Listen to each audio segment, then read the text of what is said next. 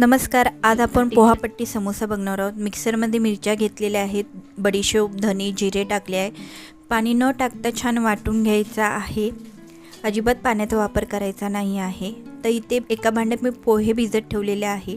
Pan इथे गरम करायचा आहे. त्याच्यामध्ये आलं लसूण पेस्ट आणि वाटलेला मसाला टाकायचा आहे, तिखट टाकायचं आहे, गरम मसाला टाकायचा आहे.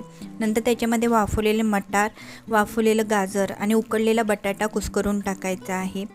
नंतर त्याच्यामध्ये पोहे भिजत ठेवले होते ते हाताने चुरडून कुस्करून त्यामध्ये टाकून मिक्स करून घ्यायचे आहेत.